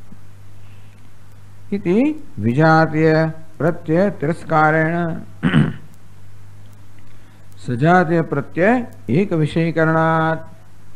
આ પ્રકારે જે ધ્યાનની પ્રક્રિયા કહેવામાં આવે ને ત્યારે તે સજાતીય વૃત્તિ પ્રવાહ સોહમ એ પ્રકારનો, એટલે જે જ્ઞાન શ્રવણ અનુમતિ પ્રાપ્ત કર્યું છે એ જ જ્ઞાનમાં નિષ્ઠા પ્રાપ્ત કરવા માટે એ જ વૃત્તિનો પ્રવાહ સતત જાળવી રાખો. એ રીતે કે જે છેવટે વિજાતીય વૃત્તિ પ્રવાહ જન્મે નહીં ત્યાં સુધી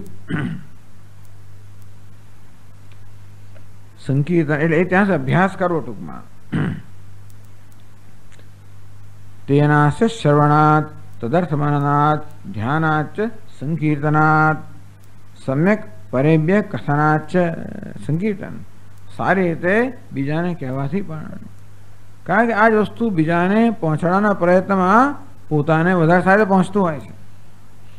એટલે ટૂંકમાં કોઈકને આ વસ્તુ શીખવવી તો શીખવાડનાર છે એને સૌથી વધારે લાભ થતો હોય છે. એટલે એ પોતે સૂક્ષ્મ પ્રકારનું શિક્ષણ પ્રાપ્ત કરતો હોય છે. તેથી સમ્યક પરેભ્ય કથનાચ, અન્યને સારી રીતે કથન કરવાથી પણ સર્વાત્મત મહાવિભૂતિ મહાવિભૂતિ સહિતમ, સર્વાત્મત્વમેવ મહાવિભૂતિ. આથી બીજી વિભૂતિ કઈ જોઈએ? હું પરમેશ્વર છું, સ્વર્ણ આત્મા છું, આ જ્ઞાન, આમાં નિષ્ઠા ને સર્વાત્મા બની જાવ. તસ્માત સર્વ અભવત. આમાં જાણવું ને બનવું એક જ વસ્તુ છે. 10મા છોકરાને જાણવો અને 10મું બનવું એક જ છે. અને તે સર્વાત્માને જાણવો અને સર્વાત્મા બનવું એક જ છે. કારણ કે એ પ્રાપ્ત છે, પ્રાપ્ત છે સર્વાત્મા. હું છું સર્વાત્મા બની ગયો, સર્વનો આત્મા બની ગયો. બાકી શું રહ્યું? મહા એ તે કહ્યું સર્વાત્મત્વ મહાવિભૂતિ. આ સર્વાત્મપણું જ મહાવિભૂતિ છે. મહદી સિદ્ધિ અણિમાદી અપેક્ષા. પેલી અણિમા મહિમા વગેરે જે સિદ્ધિઓ છે એની અપેક્ષાએ તો આ મહાન સિદ્ધિ છે. કેમ ભાઈ આ મહાસિદ્ધિ કેમ ગઈ? તસ્ય ત્રિવિધ પરિચ્છેદ શૂન્યત્વાત. હું બ્રહ્મ છું. આમાં આ સિદ્ધિમાં કોઈ પ્રકારનો પરિચ્છેદ નથી. એટલે અમુક સમયે જ બ્રહ્મ છું, બીજા સમયે નહીં. અમુક સ્થળે બ્રહ્મ છું, બીજા સ્થળે નહીં. અમુક સંજોગોમાં બ્રહ્મ છું, બીજા મને એવું નથી. ત્રિવિધ પરિચ્છેદ. આ સિદ્ધિમાં કોઈ પ્રકારનો પરિચ્છેદ એટલે મર્યાદા નથી. દેશકાળ કે વસ્તુની કે પરિસ્થિતિની મર્યાદા વગરની આ સિદ્ધિ છે. માટે મહાસિદ્ધિ કામ આવે, મહાવિભૂતિ કામ આવે. એટલે અણિમા વગેરે તો સિદ્ધિઓ હંમેશા મર્યાદિત. એટલે એમાં એ બધી સિદ્ધિઓ જે કારણ છે, કારણ હોય ત્યાં સુધી વસ્તુ રહે. બાકી ક્ષીણ પુણ્ય મર્ત્ય લોકમ વિશંતિ. બાકી એનું કારણ જતું રહે, સિદ્ધિઓ પણ જતી રહે.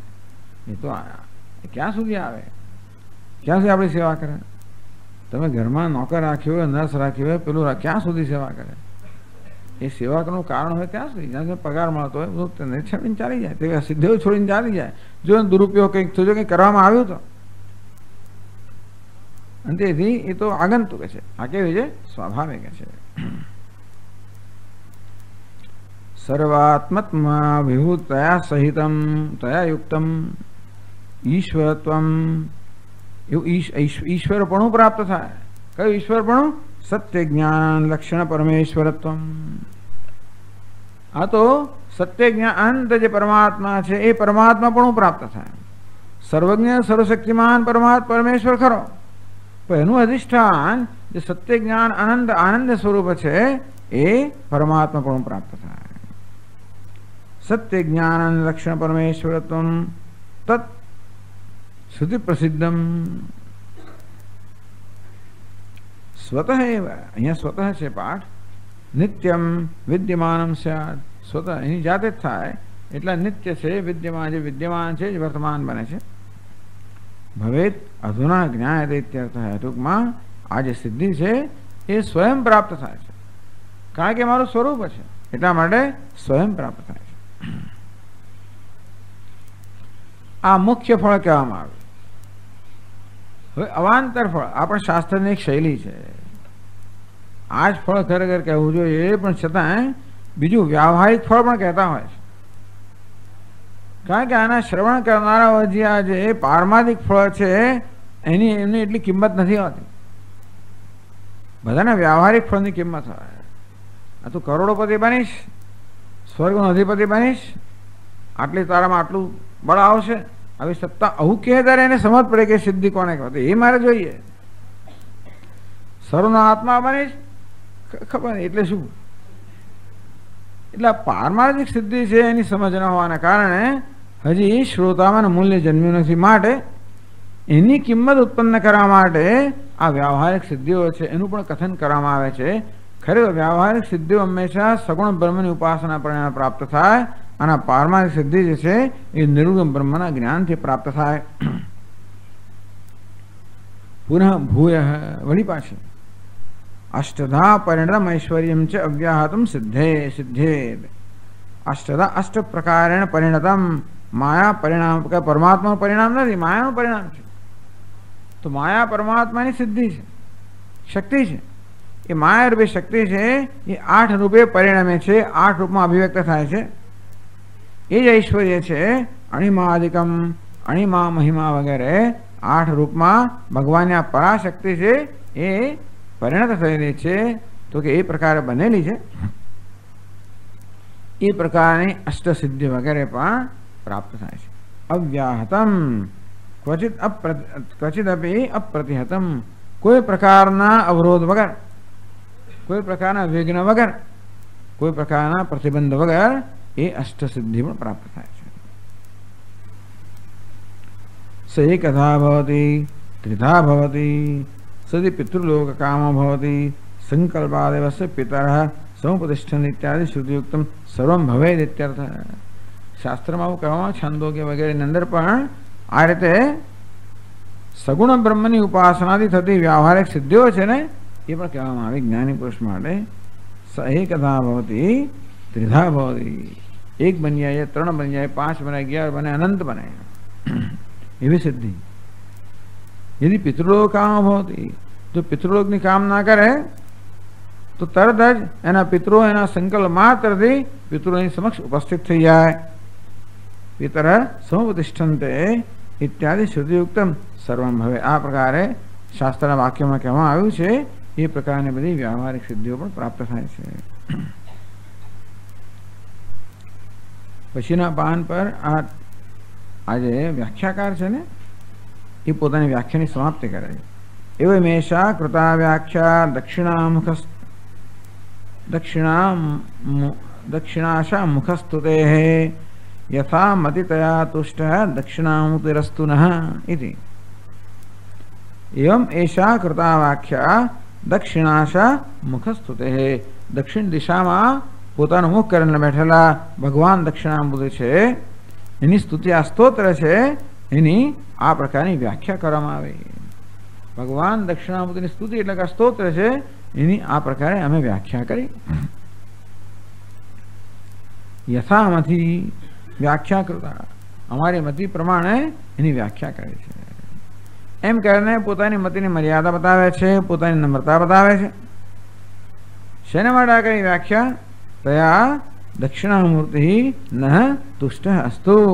આ વ્યાખ્યાથી ભગવાન દક્ષિણામૂર્તિ અમારે સંતુષ્ટ થાવ, અમારા પર પ્રસન્ન થાવ એ હેતુથી આ વ્યાખ્યા કરવામાં આવી. ઇતિ શ્રીમદ પરમહંસ પરિવ્રાજકાચાર્ય કૈવલ્યાનંદ યોગીન્દ્ર પાદ કમલ ભૃંગાયમાણ સ્વયં પ્રકાશયતિ વિરચિતા શ્રી દક્ષિણામૂર્તિ સ્તોત્ર વ્યાખ્યા તત્વસુધાખ્યા સમાપ્તા. ઇતિ આ પ્રકારે શ્રીમદ પરમહંસ પરિવ્રાજકાચાર્ય. પરમહંસ પરિવ્રાજક આચાર્ય કોણ છે ભાઈ? કૈવલ્યાનંદ યોગીન્દ્ર. તો ભગવાન કૈવલ્યાનંદ યોગીન્દ્ર, યોગીન્દ્ર પણ એક બિરુદ લગાવવામાં આવે છે. એટલે આ કૈવલ્યાનંદ કરીને જે ગુરુજી છે એ પરમહંસ પરિવ્રાજકાચાર્ય છે. એવા યોગીઓમાં શ્રેષ્ઠ જે શ્રી કૈવલ્યાનંદ સ્વામીજી છે. પાદ કમલ ભૃંગાયમાણ એ ગુરુજી કૈવલ્યાનંદ છે, એમના ચરણ કમળનો આ માત્ર ભ્રમર છે. કોણ? આ શિષ્ય. સ્વયં પ્રકાશી હતી. તો આ સ્તોત્રની જેમણે વ્યાખ્યા લખી કરી એ સ્વયં પ્રકાશી હતી. એમના ગુરુજીના ચરણ કમળના આંટા મારનાર ભૃંગ છે, તો કે ભ્રમર છે. એવા દક્ષિણામૂર્તિ સ્તોત્ર વ્યાખ્યા, દક્ષિણામૂર્તિ સ્તોત્રની વ્યાખ્યા છે તત્વસુધાખ્યા. તત્વસુધાનું નામ છે એવી દક્ષિણામૂર્તિ સ્તોત્રની આ વ્યાખ્યા સમાપ્ત થઈ. એમાં બીજા પુસ્તકમાં આવું છે. તો જેમની પાસે બધી જે શું કહેવાય ને બીજી હસ્તપ્રતો SP 46101781 કઈક લાઇબ્રેરીમાં હસ્તપ્રતો હશે બધી. માતૃકયો અત્ર પુરુષોત્તમાનંદ વિરચિતા સુબોધિની સમાપ્તા એવું પણ છે. તો ત્યાં આગળ પુરુષોત્તમાનંદ નામના સ્વામીજીએ સુબોધિની નામની આ વ્યાખ્યા લખી એવું એ કહેવામાં આવે. એટલે ટૂંકમાં આ વ્યાખ્યાનું નામ સુબોધિની છે. ના રચયિતા પુરુષોત્તમાનંદ એવી જાતનો પણ એક અભિપ્રાય છે. એક હસ્તપ્રતમાં એવું છે. નિર્ણય સાગર મુદ્રિત. તો નિર્ણય સાગર મુદ્રણો જે આ છે પ્રકાશન એમાં લઘુ તત્વ સુધા હતી. તત્વ સુધામાં લઘુ તત્વ સુધા એ વ્યાખ્યા નામ નિર્દેશ કૃત. પણ સામાન્ય રીતે સ્વયં પ્રકાશય હતી નામના મહાપુરુષે આ તત્વસુધ નામની વ્યાખ્યાની રચના કરી છે દક્ષિણામૂર્તિ સ્તોત્ર પર. ઓમ ॐ पूर्णमदः पूर्णमिदं पूर्णात् पूर्णमुदच्यते पूर्णस्य पूर्णमादाय पूर्णमेवावशिष्यते। ॐ शान्ति शान्ति शान्तिः। शङ्करं शङ्कराचार्यं केशवं बादरायणं सूत्रभाष्यकृतौ वन्दे भगवन्तौ पुनः पुनः। ईश्वरो गुरुरात्मेति मूर्तिभेदविभागिने व्योमवद्व्याप्तदेहाय दक्षिणामूर्तये नमः। ॐ शान्ति शान्ति शान्तिः। हरि ओम। श्री गुरुभ्यो